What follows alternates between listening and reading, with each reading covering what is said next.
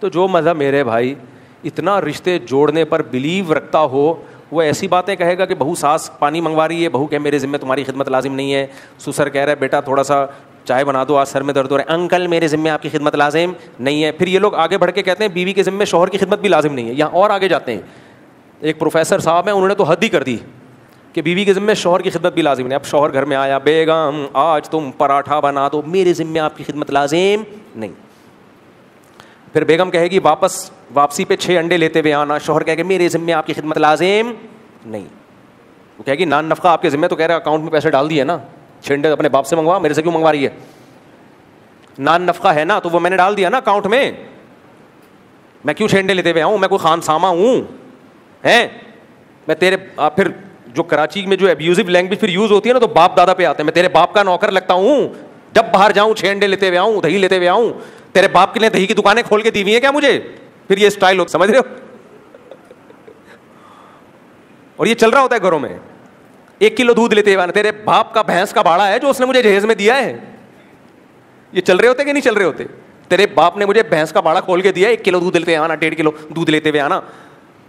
تو نہ شوہر کے ذمے اس کی خدمت ہوگی, نہ بیوی کے ذمے شوہر کی خدمت ہوگی. بچے ویسے ہی مارکیٹ سے کیا ہو گئے ہیں, پوری زندگی میں 1 آدھ بچہ ہی پیدا ہوتا ہے, وہ پیمپر پال لیتا ہے, آدھا ٹائم کمپیوٹر پال لیتا ہے, کارٹون لگا کے. بھائی دیکھو بچے آج کل کیسے پل رہے ہیں, صبح اسکول جائیں گے, دوپہر کو اسکول سے آئیں گے باپ کی فیسوں پہ. تو 6-7 گھنٹے کس نے پالا؟ اسکول نے پالا. شام کو آئے, تھوڑا بہت قیلولہ مارا, اس کے بعد کارٹون, LED پہ کارٹون چل رہے ہیں. 2-4 گھنٹے کس نے پال لیے؟ اچھا, اس دوران جو ہگائی متائی ہے, پہلے مائیں بیچاری نالیوں پہ لے کے بیٹھا کرتی تھی, بچوں کو کر رہی ہوتی تھی کہ کم بخت شاید اس کی آواز سن کے کچھ وائبریشن ہو, ہے بھائی, اور کچھ ہارمونز جو ہے نا اس کے پیشاب والے ہارمونز کچھ متحرک ہو جائیں, شاید پیشاب نکال دے, ورنہ بستر پہ کرے گا. تو وہ بیچاری گھنٹوں گھنٹوں لے کے بیٹھے رہتی تھی. وہ ساری ٹینشن پیمپر نے اٹھا لی ہے, پیمپر چپک گیا اور وہ کہتا ہے میں آپ کا خدمت گزار, اب نہ سی کرنے کی ضرورت ہے, کچھ بھی نہیں. سمجھ رہے ہو؟ میں پھر بھی مانتا ہوں بچے پالنا بہت مشکل کام ہے. ہم لوگ کیونکہ پالتے نہیں نا, اس لیے خواتین کی ہم مجبوری سمجھ, جن نے پالا ہے ان کو پتا ہے, لیکن پہلے جیسا مشکل نہیں رہا. یہ مقصد نہیں ہے کہ بچے پالنا آسان ہے, عورت کے لیے بچہ پالنا واقعی بڑی ٹف چیز ہے, آسان کام نہیں ہے, لیکن پہلے سے بہت آسان ہو گیا بھائی. ہے اس پہ بھی 1-2 بچے سے زیادہ ہو نہیں رہے. ایکچولی صحت ہیلتھ ایشوز بھی ہوتے ہیں, یہ مولوی نہیں, ہیلتھ ایشوز. او بھائی بچے روکنے سے ہیلتھ ایشوز زیادہ کھڑے ہوتے ہیں, پیدا کرنا تو نیچرل ہے. خیر یہ آپ کی ہیڈک ہے, اس میں زیادہ نہیں بولتا. تو اب کیا ہو رہا ہے کہ اس پہ بھی اس کے ذمے نہ گھر کے کام, تو یہ بھی کہے گا میرے ذمے باہر کے کام نہیں ہے. ریلیشن کی ایسی کی تیسی ہوگی کہ نہیں ہوگی؟ ریلیشن گئے تیل لینے. بالآخر یہ مذہبی اسکالر ہمیں وہیں لا کے کھڑا کر دیں گے جہاں انگریز کھڑا ہوا ہے, کیونکہ جب بیوی مرد کے کسی کام کی نہیں ہے نا, وہ کہے گا میں تمہارے اکاؤنٹ میں پیسے کیوں ڈالوں, پھر وہ کہے گا بیگم اپنا کماؤ, کیونکہ جتنی ضرورت تمہاری مجھے ہے, مجھے بھی اتنی ہی تمہاری ضرورت ہے, تو میں خرچہ زیادہ کیوں کروں پھر؟ بھائی جتنی مرد کو عورت کی ضرورت, عورت کو بھی مرد کی اتنی ضرورت ہے نا, تو میں ایکسٹرا کیوں خرچ کروں پھر؟ تو پھر تم اپنا کماؤ گی. پھر وہی ہوگا مجھے جاب والی خواتین چاہیے. آج کل لوڑے لپاڑے جو مارکیٹ میں آ رہے ہیں, مجھے جاب والی چاہیے, کیونکہ اکیلے گزارا نہیں ہوتا. تو ٹھیک ہے وہ اپنا کمائے گی, آپ اپنا کماؤ گے, رات کو ایک سلسلے میں آپ لوگوں کی ملاقات ہو جائے کرے گی, وہ بھی جب موڈ ہوا. اگر وہ سلسلے میں نہیں موڈ ہوا تو وہ بھی سلسلہ آپ کا کیا ہے, ویسے ہی اس سے پھر گرل فرینڈ زیادہ اچھی ہے. تبھی یہ لوگ آج کل گرل فرینڈ کی طرف آ رہے ہیں کہ یار وہ کم از کم ٹینشن وہ نہیں دیتی, حقوق اس کے ذمہ بھی کچھ نہیں ہے, ٹینشن وہ نہیں دیتی. اور بیگم کا مسئلہ لوگ کہتے ہیں یہ کھڑا ہو گیا کہ ٹینشن فل دے رہی ہے, حقوق بالکل بھی نہیں دے رہی. سب کی بات نہیں کر رہا, یعنی ہمارے جو اسکالرز ہیں نا, وہ سوسائٹی کو اس طرف لے کے جا رہے ہیں. میجورٹی تو اللہ کا شکر ہے گھروں میں تمیز سے ہی رہ رہی ہیں, عورتوں کی بڑی خدمت گزار ہوتی ہیں, سب کچھ گھر سنبھالا ہوا ہوتا ہے, لیکن ہمارے اسکالرز کو یہ سسٹم اچھا نہیں لگ رہا. جو نام نہاد اسکالرز آ رہے ہیں, جو عالم نہیں ہیں, وہ تباہ کر رہے ہیں سوسائٹی کو. کہاں سے بات چلی تھی, ہم یہیں کور کو نکل گئے, لیکن کوئی بات نہیں. ہم نے کون سا اسلامیات کے پیپر کی تیاری کرانی ہے آپ کو کہ ہم ٹاپک پہ رہیں. واعظ و نصیحت کی مجلس ہے, جو بات کام کی مارکیٹ میں آئے گی, پارسل کا ہمارے پاس انتظام ہے. اس لیے بھائی اپنی بچیوں کو بھی سکھایا کرو, بیٹا جب گھر سے رخصت ہو کے جا رہی ہو, ہم سے زیادہ تم پر تمہارے ساس سسر کا حق ہے. یہ سکھایا, ہم نے سکھایا ہے الحمدللہ, ہوائی باتیں نہیں کر رہے.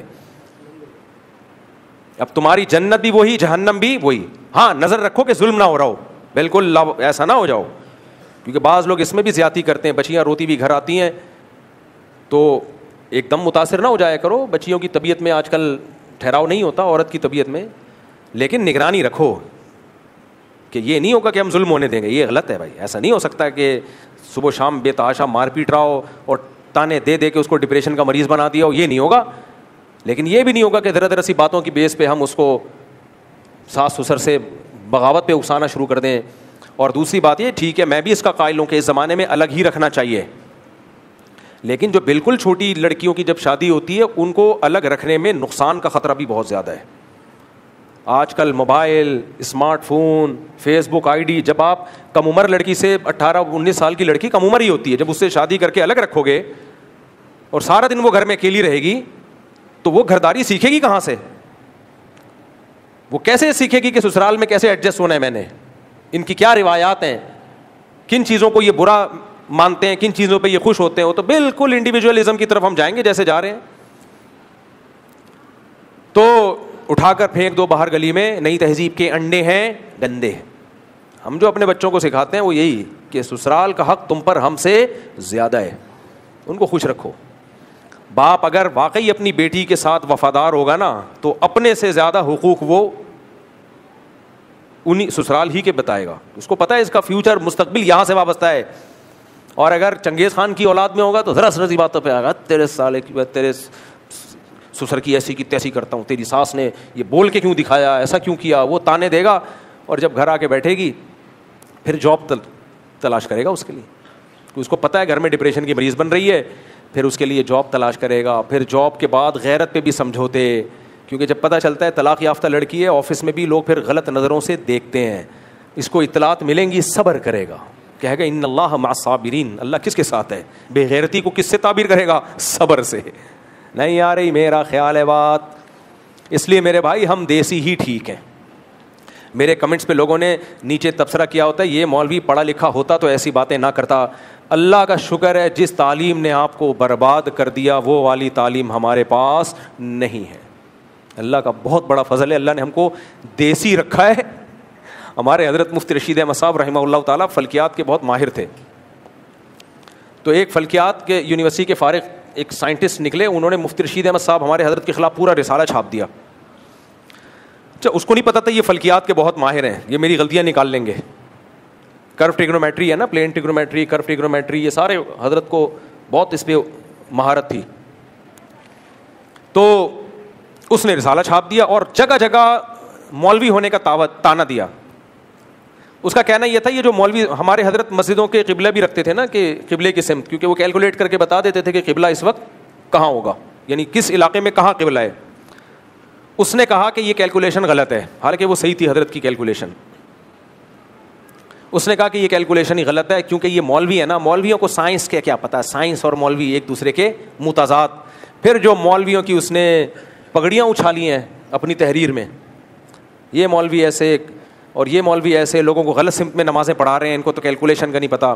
پھر حضرت نے اس کی غلطیاں نکالی, وہ سائنٹسٹ جو تھا نا, کہ حضرت نے فرمایا کہ اس بیچارے کو کرو ٹریگنومیٹری اور پلین ٹریگنومیٹری کا فرق معلوم نہیں ہے. دیسی لوگ ایسے ہی ہوتے ہیں, عام آدمی سمجھ رہا ہوتا ہے کہ بہت بڑا سائنٹسٹ ہے. سائنسدانوں سے پوچھو تو وہ کہے گا بھائی ایک فارغ آدمی ہے, اس کا منجن صرف انڈیا اور پاکستان میں چلتا ہے, باہر کی دنیا میں اس کا منجن بولو نہیں چلے گا. جیسے ہمارے یہاں کچھ عطائی حکیم اور کچھ عطائی ڈاکٹر آ رہے ہیں, انگلش میں انگلش ٹھش پش لگائیں گے, لوگ کہتے ہیں علوم کیا ہے, علم نہیں ہے, علوم ہے, علوم بھائی صاحب کے پاس. کسی بڑے ڈاکٹر کو دکھاؤ گے بولے گا بھائی علوم نہیں ہے, چند ٹرمز ہیں, اصطلاحات کم وقت نے یاد کر رکھی ہیں, تھوڑا انگلش میں ٹھش پش مار دیتا ہے جس سے تم کیا ہو رہے ہو, متاثر. گردے کو کڈنی کہہ دے گا, معدے کو اسٹمک کہہ دے گا, تیزابیت کو ایسیڈیٹی کہہ دے گا, اور جو کچھ اصطلاحات ہیں اس طرح کی استعمال کرے گا, اور لوگ کہیں گے علوم کیا ہے. اصطلاحات کا نا ایک روب ہوتا ہے. تو اس سائنٹسٹ نے ہمارے حضرت کے خلاف ایک رسالہ لکھا, اور اس نے لکھا کہ ان کو فلکیات کا کیا پتہ, یہ مولوی مدرسوں سے چٹائیوں پہ بیٹھ کے پڑھنے والے ملا کر کے نا توہین کی. حضرت نے جو دلائل کے دنیا میں اس کی دھجیاں اڑائیں نا دھجیاں اڑائیں. پھر حضرت نے آخر میں لکھا اے اللہ تیرا بہت بڑا فضل ہے کہ تو نے مجھے ملا بنایا, اے اللہ مجھے ملاؤں میں ہی رکھنا, ملاؤں میں ہی موت دینا. اور اللہ کا شکر ہے ملاؤں میں ہی حضرت کی کا جنازہ سارے مولوی تھے جنازہ اٹھانے والے. تو یہ جو دیسی لبرل طبقہ یونیورسٹیوں میں آج کل بڑے انگلش آنا بہت ضروری ہے, میں انگلش کا منکر نہیں ہوں. آج ہی اپنے بچے کو نصیحت کر رہا تھا میں, پوچھ لیں بیٹھا ہوا ہے بیان میں, کہ انگلش اور عربی لازمی سیکھنی ہے لینگویج. لیکن یہ کمبخت 2-4 انگلش کے الفاظ کیا آ جائیں ان لوگوں کو, یہ سمجھتے ہیں ہمارے پاس کیا آ گئے, علوم کے سمندر آ گئے ہمارے پاس, علوم. تو اللہ کا بڑا فضل ہے, اللہ نے ہمیں دیسی رکھا ہے. ہم خوش کس وجہ سے ہیں, دیسی ہونے کی وجہ سے. سمجھ رہے ہو, ہم کہتے ہیں شادی بھی جلدی کرو, بچے بھی دنادن پیدا کرو, ایسی کی ہمارا ٹریڈ مارک ہے یہ. اور یہ دیسی لبرل کی ایسی کی بولو تیسی, جاؤ ہم دیسی ٹھیک ہے بھائی, ہم دیسی ٹھیک ہے, انڈا بھی دیسی کھاؤ اگر اللہ نے گنجائش دی ہے. سمجھ رہے ہو. اچھا یہ بھی ایک آخری بات یار, جب کیا کریں ہم, تھوڑا سا 2 منٹ لے لوں, اتنے دنوں بعد سفر بھی تو ہو رہا ہے. دیکھو یہ جو مشینوں پہ لوگ جم کرتے ہیں نا, یوں دوڑتے ہیں, یہ بھی مجھے لیڈیز پن لگتا ہے. جاگنگ کیا کرو, گراؤنڈ میں جا کے بھاگا کرو, یہ لیڈیز کے لیے. مشین گھر میں رکھ دی, آج کل لوگ کہتے ہیں, ڈاکٹر کہتے ہیں ایکچولی فزیکل ایکٹیویٹی بہت ضروری ہے, تو فزیکل ایکٹیویٹی میں گھر میں مشین لا کے رکھیں گے, اس پہ بھاگیں گے. ابے باہر جا کے دوڑو میدان میں, جو نیچرل ہے دوڑو. یہ کام لیڈیز کے لیے چھوڑ دو, آپ آدمی کے بچے بنو, کہاں جاؤ. تو یہ نہیں, یہ بھی غلط ہے. ٹھیک ہے جس کے لیے باہر دوڑنے کا کوئی ہے ہی نہیں, وہ گھر میں بیٹھے رہنے سے بہتر ہے. لیکن جو نیچرل ہے میرے بھائی, وہ باہر دوڑو, باہر کی ہوا کھاؤ. کتوں کا خوف بھی اس میں آتا ہے, 2-4 کتے دیکھ رہے ہوتے ہیں, اس سے آپ کی ہارٹ بیٹ تیز ہوتی ہے, امیون سسٹم آپ کا کیا کرتا ہے, بوسٹ ہوتا ہے. بالکل گھر کی 4 دیواری میں ہی سب کچھ ہو رہا ہے. تو یہ مزہ نہیں ہے زندگی میں. ہم تو باہر جاتے ہیں, 2 کراچی میں کتے دیکھو گھور گھور کے دیکھ رہے ہوتے ہیں, آدھا تو وہیں پہ پسینہ نکل جاتا ہے. کل بھی میں گیا ہوں رات کو, تو 2-4 کتے میں نے کہا بھی اٹیک کریں گے ہمارے اوپر, لیکن نہیں کیا اٹیک. اس سے ایک ریلیکس ہوا, ایک فزیکل فٹنس میں اس کا بہت بڑا دخل ہے. اللہ عمل کی توفیق عطا فرمائے. خلاصہ دیسی ہیں ہم, دیسی ہی میں خوش.